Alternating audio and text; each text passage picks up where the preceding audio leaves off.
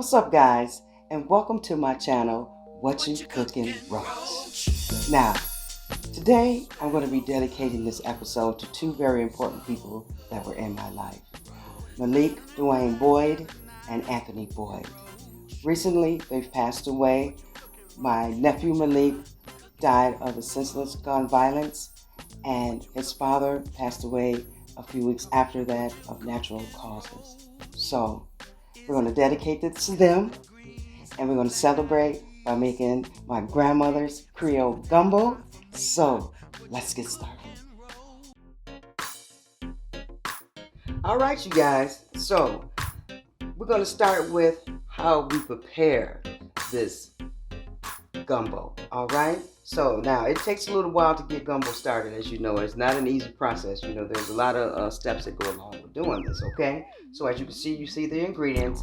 Now I had gotten up a few hours early and been preparing this for quite some time. So I started out with boiling my chicken breast. This time I'm using chicken breast. We're going to use the broth as the stock for our Creole Gumbo. And then I had two chicken breasts. I'm not sure if I'm going to use it all, but we'll see. And then we have a pound, maybe a pound and a half or so of snow crabs that I steamed and taken out the crab meat. And we have a pound of medium-sized shrimp. And we have our andouille sausage that we're going to grill. We'll show you how to do that. And for me, to make it my own, gumbo, I'm going to use scallops. Sometimes I use lobsters, but I couldn't find any for this, at the grocery store. With this COVID-19, it's really hard to find certain things at the store now. So we're going to use scallops, which I think is going to go perfect with it. And we have some okra. Now, I'm only just using maybe a half a cup because my family, we like the okra in the gumbo, but that's part of it. So, and I'm only going to got a half a cup of onions, which you want to use 2 cups or 2 large onions. While I was boiling my chicken to make my broth, I had added in some onion and a couple of garlic cloves. Okay, so I'll put that in the description with my ingredients, but while that was boiling, that's what we're doing. Okay, so we have a cup of bell peppers. So you want to get 1 big large bell pepper and make that with that. And then we have a cup of celery. It's kind of, when you make gumbo, you kind of go by eye. A lot of people pinch here, pinch there. We're going to start out just with a cup, okay? Now the Creole part of this gumbo is going to be these crushed tomatoes, and I've gotten ones with a little green chili in it because this is what I had. And like I said, I can't find what I really need in the grocery store right now for some reason. And we're going to pour our roux. We're going to start out with 1/3 cup of flour. Okay, we kind of work that as we're going to cook it. You'll see that in a little bit, and a stick of butter. Probably won't need all that generally, maybe a half a stick or so, but we're going to just keep that optional. All right, guys? So we're going to get this started and get these ingredients put into our pot, and then we're going to start the process of frying and preparing these ingredients, okay? So let's get started.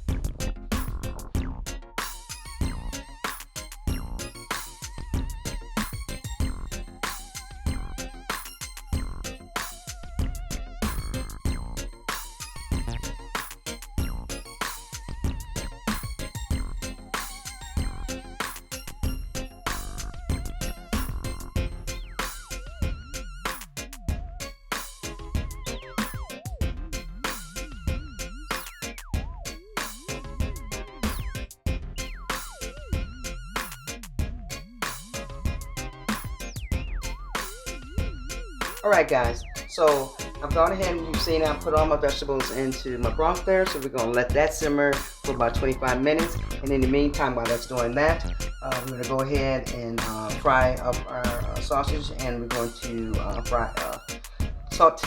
lightly fry our scallops, okay, because we want to give it that nice charred taste to it. I've added in some bacon fat, of course. I'm going to mix that with our sausage. Okay.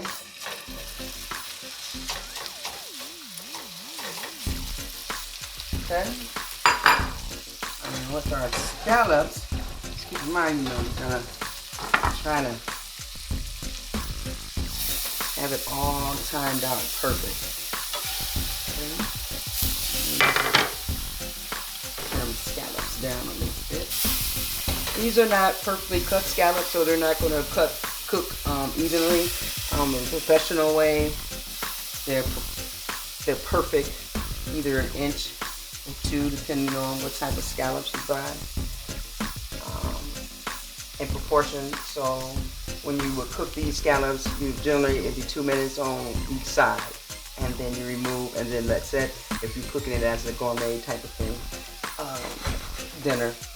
But other than that, we're putting it into our gumbo. It's taking the place of the lobster, so we're gonna let that cook, and we'll be right back. Okay?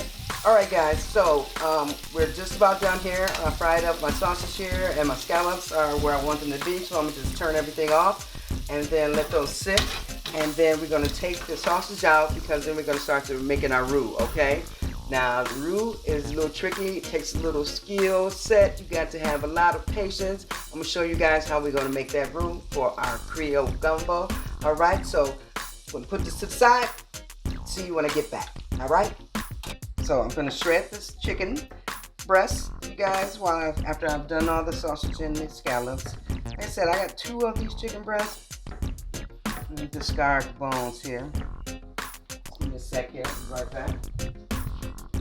Just get a little bowl and put my bones in here. Alright? So, like I said, I like to use chicken breast. I mean, you can use thigh.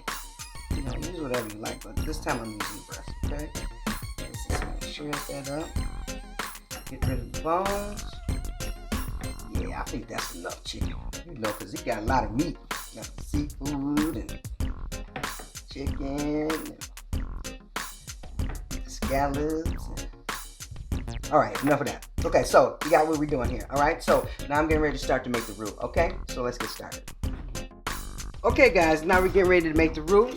Now this is important. You're gonna have to constantly stir this because you don't want it to lump. You want to keep it smooth, and that's one of the tricks with this. A lot of people don't get this right sometimes, the first couple times. So you have to do it a few times in order to get it right. All right, let me turn this down a little bit. I got it make it a little too hot. All right, you want to constantly keep stirring. Just gradually add in your flour. And I meant to mention, I'm using the pan that I fried the sausage in. Alright, so we got all those nice little bits of sausage in there, and just mix it all together, okay? And a little more, a little at a time, okay? And we're going to continue this process until we get it to a nice brown. So like I said, it's going to take a while. It takes at least 15-20 minutes. You want to get it right, okay? All right, so let's do this. All right, so I'm going to continue that, and once I get it to a brown consistency, we'll come back and we'll show you what it looks like, okay? All right.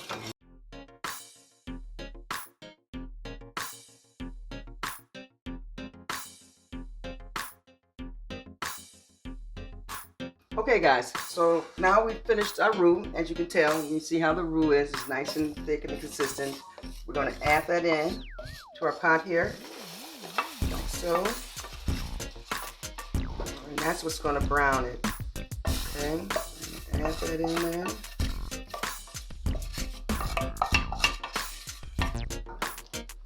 Just stir that up. Okay. I'm just going to stir that. Funny story about this pot that I have. It's actually a pot of my mother's, who has also passed away for quite some time, and it was one of the things I inquired from her. And she actually would cook gumbo in this pot, so as you can tell, it's kind of old. So, but I love this pot here. All right, so we're gonna let that boil a little bit there, and I'll put this pot over here to the side. We're gonna add in our chicken first. cook there for a little bit. Looks like we got a little bone there. Put that in the pan. All right, we're gonna stir that up. Let that cook for a little bit. Then we're gonna turn it down. I'm gonna add in our sausage, okay?